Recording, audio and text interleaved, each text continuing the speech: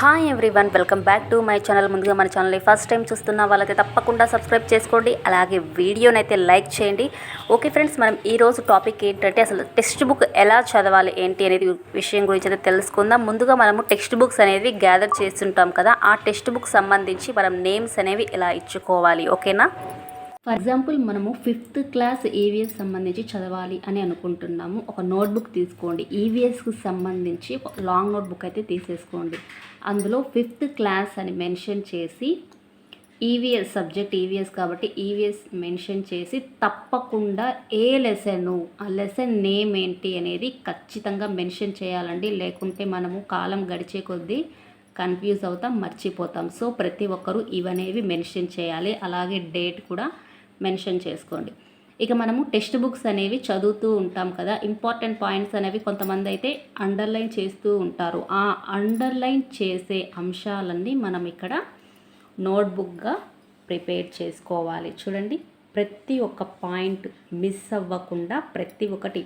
ఇంకా చాలా ముఖ్యమైన పాయింట్ అనేవి మనం ఇక్కడ రెడ్ పెన్తో యూజ్ చేస్తే మరీ మంచిది. మనం ఎప్పుడైతే బుక్ ఓపెన్ చేస్తామో మనకు ఈ రెడ్ పెన్తో రాసినవి హైలైట్ అవుతూ ఉంటాయి. మనకు ఆ పాయింట్ చూస్తూనే మనం ఏం చదివామో ఒక్కసారి రీకాల్ అవుతుంది.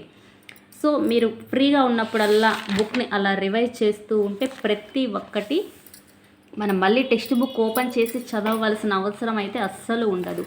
ఇలా ప్రతి ఒక్క పాయింట్ కూడా మనం మిస్ అవ్వకుండా మెన్షన్ చేసుకోవాలి. ఇలాగా చూడండి,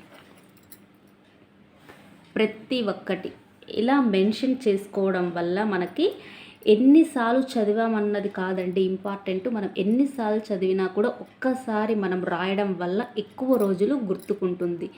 అలా రాయడం వల్ల మీరు ఒకసారి ఆ బుక్ని రివైజ్ చేస్తూ ఉండగా మనకి బ్రెయిన్లో ఆ పాయింట్స్ అనేవి అలా గట్టిగా ఫిక్స్ అయిపోతాయి.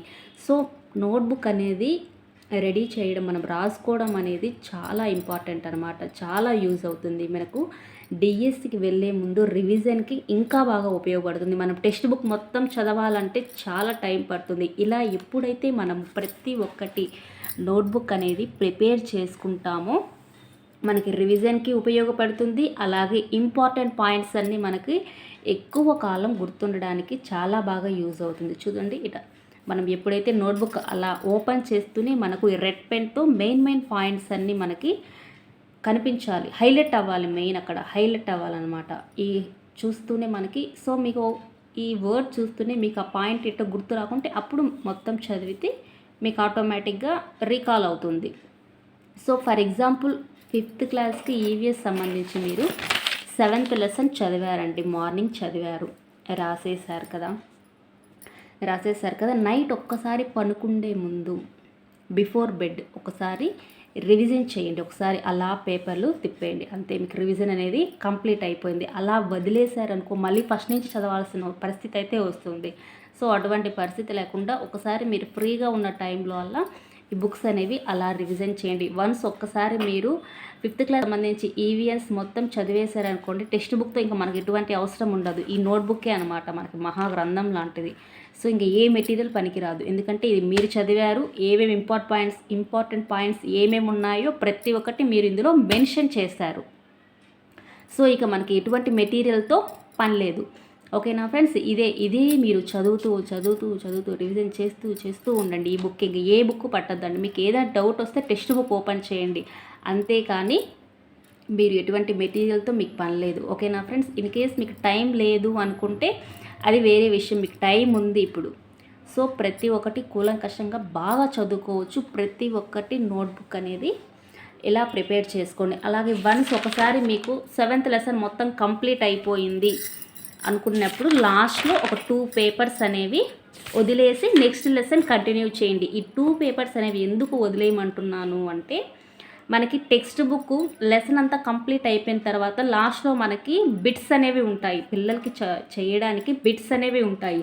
ఆ బిట్స్లో నుంచి యాజ్ టీజ్గా మనకి ఎగ్జామ్కి వచ్చే ఛాన్స్ కూడా ఉంది కదా. సో ఆ బిట్స్ కూడా మీరు ఇక్కడ మెన్షన్ చేసుకోండి. ఇంకా కొన్ని బిట్స్ మీరు ఆ లెసన్ సంబంధించి చదువుతూ ఉంటారు, ఆ పాయింట్ మీకు మిస్ అయింది అని అనిపిస్తే ఇక్కడ మెన్షన్ చేసుకోండి.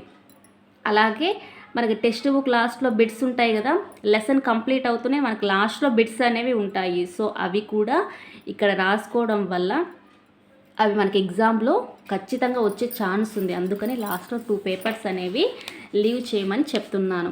ఓకేనా ఫ్రెండ్స్, ఇలా మనము నోట్బుక్ అనేది ప్రిపేర్ చేసుకున్నామంటే ఖచ్చితంగా టెట్లో 140+ అయితే తెచ్చుకోగలుగుతాం. ఓకేనా ఫ్రెండ్స్, ఎందుకంటే మనకి 3 నెలల దాకా అయితే మనకి టైం అనేది ఇచ్చారు కదా. సో ప్రతి ఒక్కరూ మంచి మార్క్స్ సాధించాలి అంటే నోట్బుక్ని ఇలా ప్రిపేర్ చేసుకొని ఉండాలి. ఓకేనా ఫ్రెండ్స్, ఈ నోట్బుక్కే మనకి డిఎస్సి కూడా యూజ్ అవుతుంది. డిఎస్సికి మళ్ళీ టెక్స్ట్ బుక్ యూజ్ చేయకుండా ఈ నోట్బుక్ చదవడం, టిప్స్ ప్రాక్టీస్ చేస్తూ ఉంటే ఆటోమేటిక్గా మీ మీద మీకే కాన్ఫిడెంట్ వచ్చేస్తుంది.